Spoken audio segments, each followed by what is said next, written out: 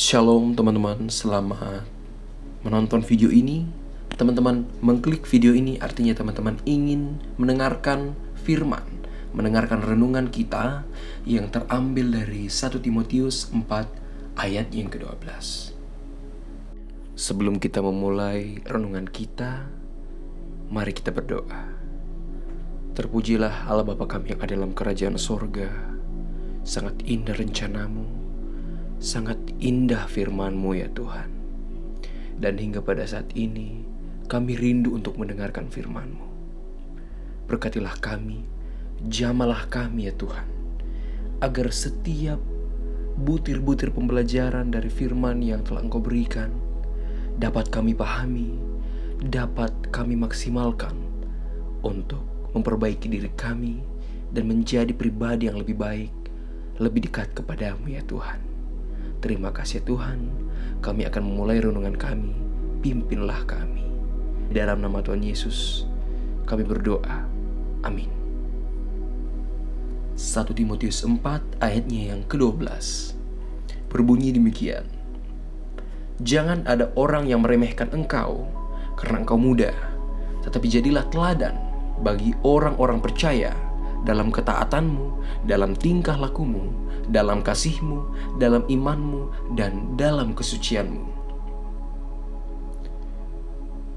Teman-teman dan saudara yang terkasih dalam Tuhan, saya mulai dari satu fakta yang unik tentang anak singa. Dilansir dari IDM Times, ternyata anak singa merupakan hewan yang dilindungi atau disembunyikan oleh ibunya selama kurang lebih 2 bulan sebelum ia diperkenalkan kepada lingkungan dunia satwa.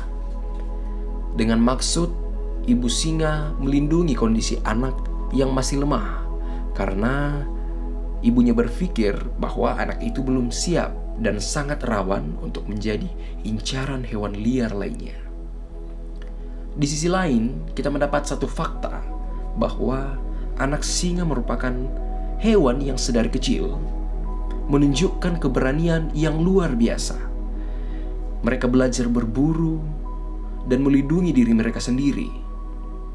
Lalu, apa yang kita bisa lihat dari kedua fakta yang saling bertabrakan tersebut pada satu objek?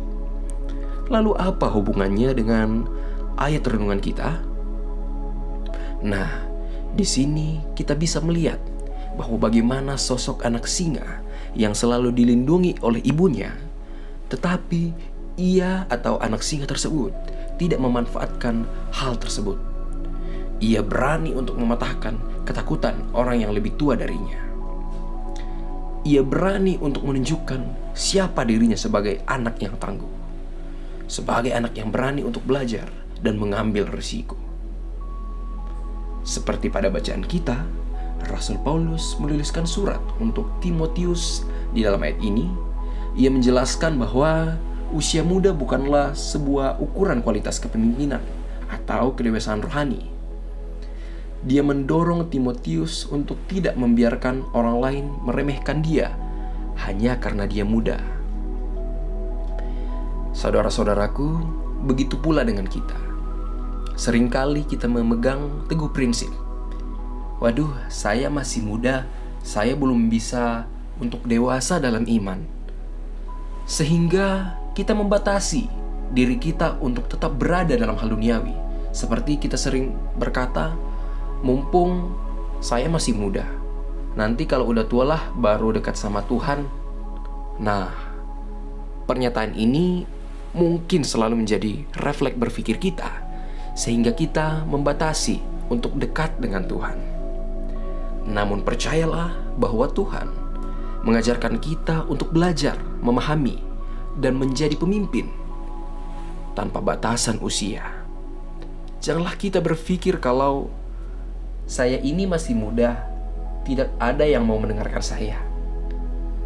Karena Tuhan mengajarkan kalau ciri-ciri iman yang kuat adalah menjadi berani atau tidak takut untuk melakukan hal-hal yang benar dan suci. Kita diajarkan untuk menjadi teladan, menjadi pengajar yang tidak perlu hebat untuk merangkai kata-kata. Cukup dengan menegur teman kita ketika kita melihat teman kita menyimpang dari kehendak Tuhan. Maka dari itulah mental pengikut Kristus. Kita tidak perlu takut, karena Tuhan Yesus sendiri telah menyatakan bahwa aku akan menyertaimu. Artinya, jika kita percaya kepada Tuhan, kita akan betul-betul mengamini bahwa Tuhan yang telah mengatakan kepada saya demikian, sehingga saya tidak perlu takut kepada Tuhan, karena Tuhan telah menjanjikan itu dalam firman-Nya, dan saya akan memegang teguh firman itu. Tidak selalu naik di atas mimbar seperti pendeta dan berkhotbah merupakan cara yang baik untuk menjadi pelayan Tuhan. Anda hanya perlu berani berdiri di kaki sendiri di saat orang-orang berjalan pada arah yang salah.